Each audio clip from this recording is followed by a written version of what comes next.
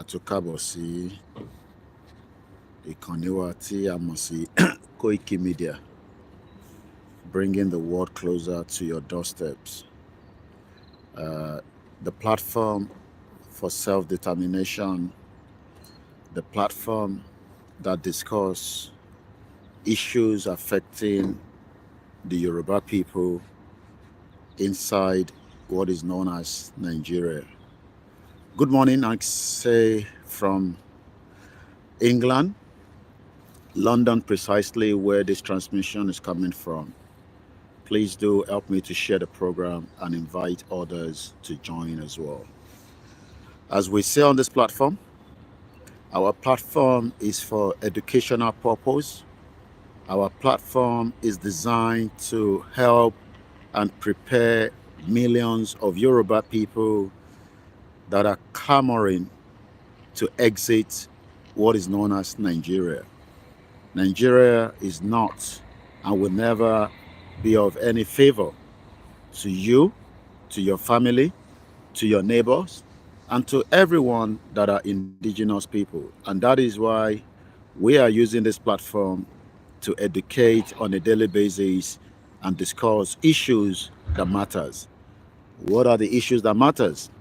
The issues that pertain to Yoruba people that are inside Nigeria, and we must never relent to talk about it. So good morning once again, and welcome to Koikimedia transmission on a beautiful, slight cold weather from London, where I am bringing this platform to you, depending on where you're watching as well. Mo kí gbogbo wa lẹ́ẹ̀kan sí tí ẹ ṣe ń darapọ̀ mọ́ wa, kí a tún jọ sáré wo bó ṣe ń lọ ní London, bó ṣe ń lọ nílùú òyìnbó, where many of us might not understand what it takes when we talk about how important it is to have a country that works.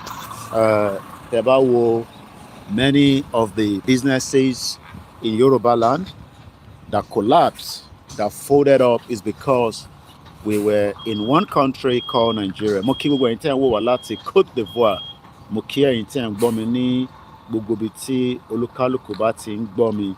Ẹ bá mi gbọ́wọ́ lé share button kí ẹ dẹ̀ invite àwọn èèyàn. Tẹ́ rántí pé nílẹ̀ Yorùbá a ní olùwà glass, a ní gbogbo glass tí a fi ń produce many things and also using that for export purpose. But today, all that is no longer available because Nigeria failed every single one of us. And this and more reason why we are clamoring that Nigeria should be allowed to exit. Well, 2:31 a.m. somewhere around the globe, everywhere is different. So as usual, this platform, I go out in the morning, màá wá fi platform mi láti fi jẹ́ kí ẹ̀mí tiẹ̀ náà kó máa wò pé n tí Koiki ń sọ yìí ṣó wà, if you look at this truck tó ń dé nísìn, this particular truck, ẹ má bínú ẹ̀yin tẹ́ wà lórí, some of the platform might not say it. I'm trying to adjust so that everybody can say. So if you look at this truck tó ń reverse wá bá mi, this particular truck tó ń reverse, in tó wá ṣe ni pé ó wá deliver nǹkan kan ní bíbáyìí tó ń pè ní window, doors and facades. I'm telling you that industry is the only way out to protect a Yoruba land. So what they have come to do is a delivery of what we can call window, doors, àti facades. Nílẹ̀ Yoruba, we can build many houses. Those houses, we need windows. Those houses, we need doors. We can build offices where they will need windows, they will need doors. Nígbà kan rí, a gbọ́ pé ilẹ̀ Yorùbá ló ti ń produce many of such. What went wrong within 64 years of being part of Nigeria? Kí ló dé tílẹ̀ Yorùbá producing kankan mọ́ lénìí? And what can we do to rescue our people from this danger? But unfortunately, if you look at there, you see trade, manufacture of glass, windows and doors. Many businesses in this location, Timowayi. And what thing is, When do you want to understand that Nigeria failed us because it was never meant to be our own? Until we leave Nigeria, then you will understand why we are fighting on a daily basis, using our platform to educate us. Láàárọ̀ tí gbogbo wa bá jí lẹ́yìn ìgbà tá a bá bẹ Ọlọ́run tán pé kó jẹ́ ká rí ṣe. The question is, how do you want to rí ṣe nílùú tí kò produce nǹkan kan? What do you plan to do? When you wake up in the morning, you wake up and then what do? You're just praying. Prayer cannot solve problems. Prayer is not to solve problems, but country is meant to solve your problem, and then prayer will be there to make sure that when you apply for the job, you are going to get the job. But when you apply for a job that is not there, why are you calling for prayer? Moke Alan Kondi, Moki Mr. Adetunde, just to appreciate some of you, Honorable Oladejo Latunde Mosaiti, Ìyáwá Adoni Adegunle, even though pé kí mi gbogbo yín ẹ̀kan wọlé ni èmi rí yín tẹ́ ṣe ń wọlé. Mo kí ìyàwó Tèmítọ́pẹ́ Báṣọ̀run, mo kí mọ́mì mi Bọ́láńlé Wúsù, mo fi tọ̀wọ̀tọ̀wọ̀ mo fi ń kí yín o.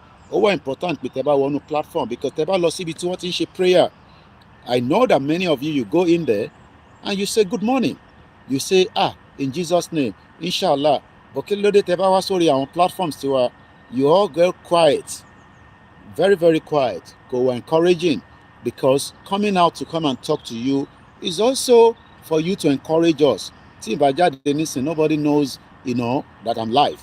But tẹ́ jáde is for you to encourage us. So tẹ́ bá wọnú platform, ẹ kí wa, kì í ṣe ghost, because tó bá jẹ́ pé ibi tó ti ń ṣe prayer, tí bàbá Kúmúyì ń ṣe prayer, tí bàbá Adébóyè ń ṣe prayer, tí Pastor Jerry ń ṣe prayer, tí bàbá mi Adébáyọ̀, bàbá mi Máyọ̀wá, bàbá mi Tibetan, and all these bàbá mi Akéwògbà Gold, gbogbo ilẹ̀ máa ń sọ̀rọ̀ síbẹ̀ náà. Tó bá dẹ̀ jẹ́ pé ibi tí ẹ ti máa lọ ń wo àwọn talk show tó máa ti ń bú wọn, tó máa ń búra wọn, tó máa sọ̀rọ̀ okó àtòbò, púpọ̀ inú yín máa rẹ́rìn, ẹ máa comment. Tó bá dẹ̀ jẹ́ pé ibi tó ti ń ṣe fracas, gbogbo ẹ̀ náà lèmi náà máa ń rí yín níbẹ̀. So tẹ́ bá wá sórí platform tí wọ́n ti ń ṣe self determination, ẹ encourage wa, ẹ comment, so that kálẹ̀ wẹ̀ inú òtútù ni mo wà nísìn, ẹ kúkú force mi pé kí wọ́n ṣe léyìí, èmi ló wù pé kí wọ́n bá yín sọ̀rọ̀, so that kẹ́ lè mọ̀ pé lótìtọ́ ní tí Koiki ń sọ yìí, I mean, ẹ rí pé mo dira bí baba Sùwé ni, so èmi máa kí yín o, táyìn ò bá kí mi anyway. Mo kí Mr. Gbénga Olúṣọlá, mo kí ìyàwó Rebecca Fúnkẹ́, mo kí mọ́mì mi Sharon Esther, mo kí Jeremy Jami, good morning. Bàbá mi Lukman, ẹ ṣé gan ni. Mo kí Pamela, mo kí ìyàwó Comfort, Adeleke Sadiq, mo kí ní gbogbo Òkè Ògùn, mo kí Jackson Agbo, Owólabí Rẹ̀mílẹ́kún, mo kí. Now, Alan Kondi ni Nigeria can only produce terrorists and Sharia. That is all they can produce. Now, what if I offload ní bíbáyìí? So, bí ṣe jókòó, let me, màá kọ́ máa fi wọ̀nyí díẹ̀díẹ̀. So, Ifá ni ìmọ́lẹ̀ ayé, bẹ́ẹ̀ ni mo kí yín Akójúmọ́ Àkànjí Ọládàpọ̀, mo kí brother mi Dizzyman 123, mo kí yín sir, Mr. Abiodun Adéọ̀ṣun, mo kí yín, mo kí Aziz Shakiru, mo kí Mukaila Saliu Ojúre Dakoti, mo kí yín Alade Kadere, wọ́n ní I love you so much from Côte d'Ivoire. Ọmọ Yorùbá pọ̀ gan ní Côte d'Ivoire tọ́dẹ̀ ń ṣe dáadáa, mo kí yín. Àwa ìran ẹ̀sìn, ìran ọmọ aládé, mo kí yín, good morning. Peter Sunday, good morning. Shola Allen, good morning. Ẹ jẹ́ ká tẹ̀síwájú torí àsìkò wa. Now, when we talk about your morning, how are you? I'm all right, thank you. And you? Cold. Really? Yeah. Okay. Where have you traveled from? From Milton. From within the UK? Oh, okay. So, ẹ jẹ́ kí n... So, lẹ́ẹ̀kan sí, ẹ jẹ́ ká máa wo ìtàṣe ń sọ fún èèyàn wa pé until tí a bá exit Nigeria, a lot of us might not understand the importance. So are these doors and windows? Yeah, frames. Frames. Yeah, frames. Okay. So how many delivery you got to every day? Sorry? How many delivery you do every day? Yeah, every day. Yeah. One delivery? No, we have 6 or 7. 6 or 7. Not too bad. Yeah. Not too bad. Yeah. Not too bad. Yeah. So, sharing on this, in tí a ṣe ń sọ fẹ́yìn èèyàn wa pé kò ń ṣe pé ká máa ní ọlọ́run bọ̀ ọlọ́run kankan wá àwa ni ká gbìyànjú ká ṣe the needful tá a bá dẹ̀ ti ń ṣe the needful yẹn à lè get nǹkan right. Let me bring it back to my face ẹ má bínú ẹ ràn pé I'm outside, so you know there'll be a lot of movement with the cameras and all that. Anyway, ẹ ti láì díà pé àwọn ilé wa já glasses ni ọ̀tọ̀ nìkan tẹ́mi wá ṣe ní àdúgbò yìí ọ̀tọ̀ nìkan táwọn ń ṣe. But one thing I just need to let us understand is that we can live in denial or we can do it now and pray that within the next 6 months our life will get better. Within the next 1 year ayé wa máa rọrùn or ká máa bẹ̀rù. Audio kan wọ́n send sí mi láàárọ̀ yìí ìkànnà àwọn tí a jọ ń ṣe movement nílé wọ́n ń sọ fẹ́ nìyẹn pé tó bá wá jẹ́ kí wọ́n gbé ẹ tó ń pariwo pé kí wọ́n pín Nàìjíríà tó bá jẹ́ kó gbé ẹ irú àwọn bàbá bẹ́ẹ̀ yẹn àwọn bàbá olórí burúkú tẹ̀ ká ti dá sí ìdìsí kó ti kú dànù àwọn bàbá òfò. Anybody tó bá ń dẹ́rù bà yín nílé pé Yorùbá nation tẹ́ ń ṣe tẹ́ bá jẹ́ kó wá gbé yín ẹ sọ fún wọn pé gbogbo wa ló máa gbé gbogbo wa pátápátá so tó bá ti wá lè gbé gbogbo wa then we see how far we can go. But tí gbogbo wa ò bá fi fíà wa tá a bá jùnú then it will be very difficult for many of us to succeed. I was watching a YouTube video. The UK continue to increase immigration fee. The UK continue to want people to come and live here, work, pay tax. But ǹjẹ́ àwa náà ronú pé tàbá ní country tiwa, many people will live in our country, come and work in our country. Ìyàwó mi sọ fún mi láàárọ̀ pé America H1 visa 70% of àwọn tó ń gba visa yẹn India ni wọ́n. Ṣé ẹ̀yin náà gbàdúrà pé ká ní country tiwa káwọn èèyàn wá sí ìlú wa kó fi wá ṣiṣẹ́? Ṣé ẹ mọ̀ pé tá bá ní country iṣẹ́ mélòó lẹ́yìn lè ṣe? Why do you think that people are traveling to UK and Europe and going to look for job? Because the job is there. There's no people to do the job. Mo kí ọmọ Bọ́lájí Abdullahi. Ẹ̀gbọ́n mi lẹ́ẹ̀kan sí. Why do you think that people are traveling outside Nigeria for greener pasture? Because the jobs are there. There are many jobs available in all these countries. But most of those countries also wants to restrict the kind of job you can do. That is if you do not have the right papers to live there as a citizen. This man, Koikimedia is saying that we need a system. We need a system and a Yoruba nation that works based on the Yoruba nation mission and objective. Ẹ tún delete ẹ má delete ẹ mo ṣe ń kà lọ́wọ́. Ẹ gbọ́ mi yé bẹ́ẹ̀ ni a kó òtútù kí la máa ṣe sí àti gbé bẹ́ẹ̀ for 25 years. Let's go further. Mo ti fi àwọn tó wá já window ọ wá já fún iléeṣẹ́ kan níbí báyìí nísìn. Ẹ jẹ́ tún fi wọ̀nyí lẹ́ẹ̀kọ̀ọ̀kan sí again. Mo kí gbogbo wa. One thing we need to understand is that nobody is going to rescue us. We need to rescue ourselves. So, ṣe rí pé wọ́n wá já window yìí fún iléeṣẹ́ yẹn. Iléeṣẹ́ tó ń ṣe glasses, àwọn ilé wa já. And these are the reason. November ní kéèsì Dezani. November ló ń bọ̀. Mo ti lọ pa. Yeah, all right, let's go back to the Twitter. Twitter until I end. All right, I'm not going to change the camera again. I'll just leave it. At least it's an idea what is happening behind me. Tony content mo wá ṣe ládùúgbò but again, tí bá wà níta mo máa ń like fún yín ní the view of what London looks like and what people are doing in different locations. Now, let's go further. November la máa ṣe kéèsì Dezani. Kọ́lọ́n kó sọ wá dìgbà yẹn. Kọ́lọ́n jẹ́ kí by November kí ìran Yorùbá náà ti máa sọ pé a ti wà ní situation kan tí a ti fẹ́ kúrò ní Nàìjíríà subject tí gbogbo wa bá ready tàn délẹ̀. Mo kí brother mi Yẹmí Fátókè.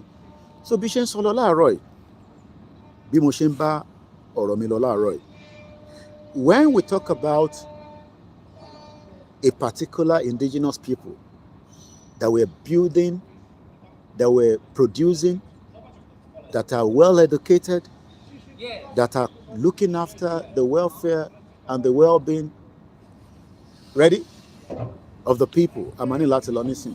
Then the question is, for how long are we going to live in denial? So I'm going to go Makpadawa later when we're going to talk about what the paper is discussing this morning. What is the paper talking about this morning? I will be telling you all that. But for now, we're going to start going, and then I'll come back later where we will discuss further. Once again, my name is OLAYOMI KOIKI, Koikimedia. Okay. So, Koikimedia, we still have a few more minutes. So, again, actually going to me triple DRS. So, Bishen Solo, Koto Dikwe, Ama, Tesiwaju, Kose, Tebari, Sharing Cotton Shaleme. Sharing Cotton Shale.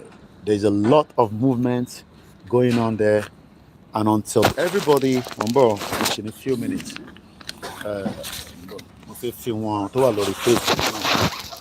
so ẹ̀yin ọmọ Yorùbá ẹ jọ̀ọ́ mo bẹ̀ yín ni kò ń ṣe pé a fi ń sọ̀rọ̀ sí ẹ̀yin tẹ́ wà ń lé ẹ jẹ́ ká gba Yorùbá country ẹ jọ̀ọ́ torí Ọlọ́run mo bẹ̀ yín ni ẹ jẹ́ ká gba Yorùbá nation ṣe ti rí nǹkan tó ń lọ bẹ́ẹ̀ ẹ jẹ́ ká gba Yorùbá country ẹ jẹ́ ká kúrò ní Nàìjíríà mo bẹ̀ yín ni mo bẹ̀ yín ẹ jẹ́ ká gba Yorùbá country ṣe rí tó ń lọ bẹ́ẹ̀ mo kẹ́ Ògúnmọ́lá Abíọ́dún ṣe rí tab Stephen Okpara Komokin tab ní country tiwa we will all end up to be very old people in Europe.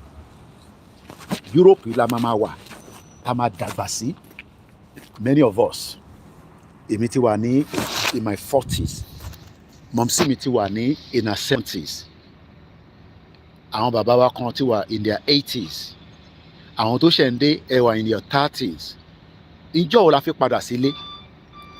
I'm not talking about ilé tá à ń lọ ta ló ń ṣọdún ta ló ń ṣojú ìjọba. I'm talking about going back home finally after tá bá ti serve whatever reason why we came here. Ìwọ lè ní o wá kàwé ni it's okay. Do you plan to return back? Ìwọ lè ní torí àwọn family ẹ ló ṣe wá.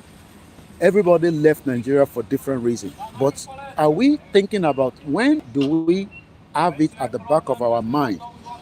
Ṣẹgbọ́ èdè tó ń sọ bẹ́ẹ̀ ní sinmi ògbọ́n kan tó ń sọ.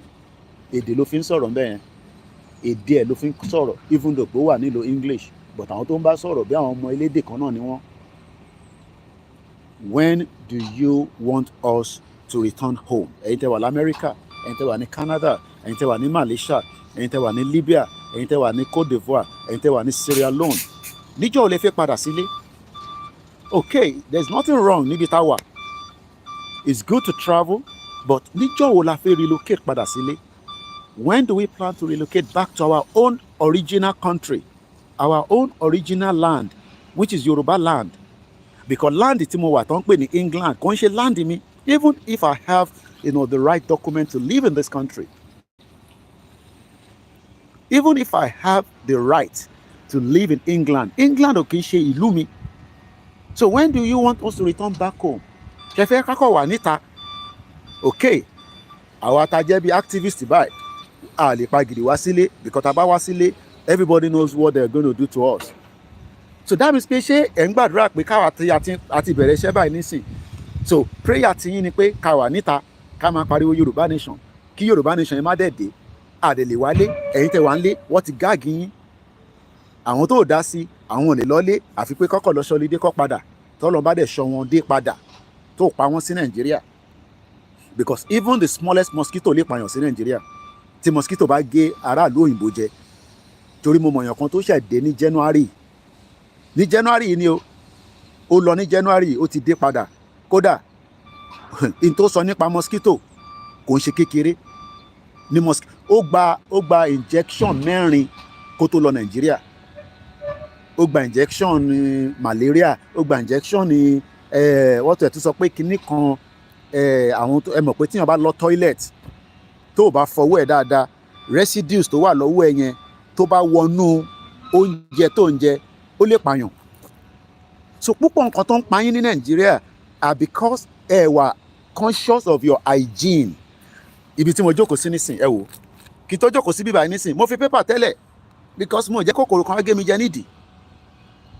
Ẹ rí kí n tó jókòó sí bíbá nísìn mo fi pépà mo fi tẹ́ ilẹ̀ bẹ̀ torí pé mo ò lè jẹ́ kí kòkòrò kó gé mi jẹ nídìí. Ẹ jẹ́ n fi wọ̀nyí tẹ́ wà ń bíbá. Ìdí tá a ṣe ń sọ fẹ́yìn tẹ́ wà ń lé ní ẹ̀ sórí. Because mo wà conscious of my environment. I am conscious of my environment. Mo kàn lè jókòó síbẹ̀ yẹn yàtọ̀ sí pé ó máa tutù mọ́ mi nídìí. Bàbá mi ṣe máa kàn jókòó. So àwa wà very conscious of our hygiene. Ẹni tó lọ́lé yẹn nígbà tó pè mí wọ́n ní Mr. Koiki wọ́n náà ló ní káwọn gba injection yẹn wọ́n ní malaria mosquito jẹ ṣé gè sáwọn lára